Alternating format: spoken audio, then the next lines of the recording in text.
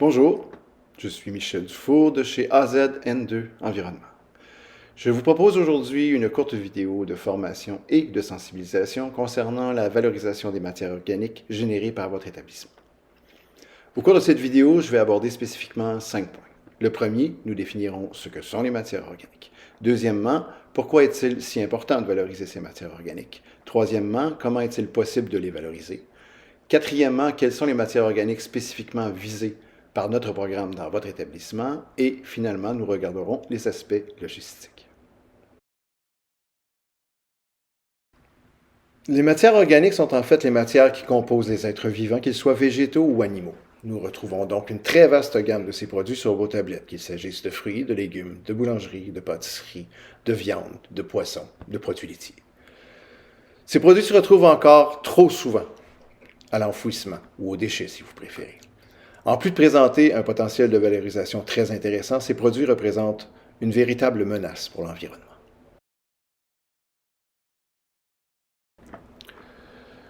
Ici, je vais tenter de vous convaincre très rapidement, en vulgarisant le tout, qu'il est absolument impératif de valoriser les matières organiques. Dans un premier temps, les matières organiques représentent un potentiel de valorisation très intéressant. Un potentiel énergétique, oui, il est possible de produire de l'énergie avec les matières organiques, et un potentiel agronomique ou biologique, parce qu'il est possible de produire d'excellents composts avec les matières organiques. Maintenant, pourquoi ne faut-il plus jeter les matières organiques? Parce que jeter signifie envoyer à l'enfouissement. Or, lorsqu'on enfouit une pomme ou quelque matière organique que ce soit, nous privons ces matières organiques d'oxygène. Une réaction chimique se produit alors, et ces matières organiques génèrent l'un des gaz les plus toxiques sur la planète, un gaz à effet de serre appelé le méthane. À titre d'exemple, une livre de pommes génère 10 pieds cubes de méthane. À titre d'exemple, pour imager le tout, je vous dirais qu'une épicerie génère en déchets environ 700 kg à 1,5 tonnes par semaine de matière organique, si évidemment ils ne sont pas valorisés.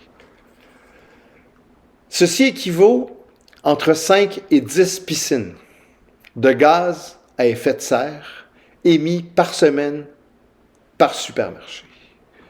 Nous avons plus de 600 supermarchés au Québec, plus de 2000 au Canada et plus de 20 000 en Amérique du Nord.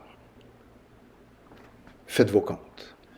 Voilà pourquoi il est de notre devoir en tant que citoyens de faire notre part. Alors je vous demande de participer à notre programme en tant que citoyen, de faire votre part et de faire la différence.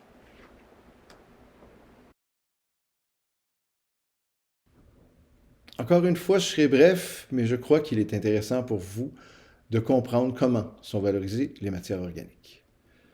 Il existe une multitude de techniques pour valoriser ces matières, regroupées principalement sous 2 approches. L'approche énergétique, qui consiste à volontairement priver d'oxygène les matières organiques en environnement contrôlé afin de récupérer le méthane qui, une fois raffiné, pourra être utilisé par exemple pour alimenter des camions ou faire tourner des turbines. La seconde approche, l'approche biologique ou compostage, consiste quant à elle à alimenter en oxygène les matières organiques qui, mélangées avec du carbone, donneront, après quelques mois, un compost de très grande qualité grâce au travail des micro-organismes alimentés par l'oxygène.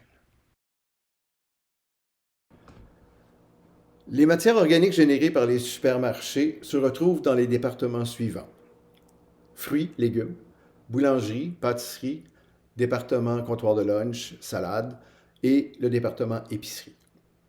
AZN2 propose 2 programmes de valorisation à sa clientèle. Le premier programme est le programme vert, qui est un programme de biométhanisation qui ne nécessite pas de déballer les matières organiques. Donc, les matières sont mises dans les contenants de AZN2 sans avoir à être déballées. Dans le programme brun, qui est un programme de compostage, les matières organiques doivent être déballées et donc en vrac dans les contenants de AZN2. Vous serez avisé du programme dans lequel votre établissement est impliqué, et ceci très clairement. Par ailleurs, certaines matières, certains matériaux sont totalement à proscrire. Donc, nous parlons ici du métal, du verre et du bois, qui endommagent les équipements tant de biométhanisation que de compostage. C'est donc que ces matières sont totalement à proscrire.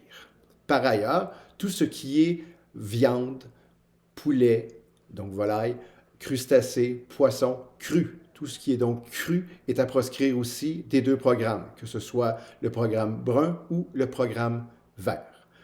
Vous recevrez avec ce vidéo des affichettes que nous vous insistons grandement à mettre dans les départements concernés afin que les employés puissent avoir sous les yeux, lorsqu'ils ont des questions, les réponses à ces questions.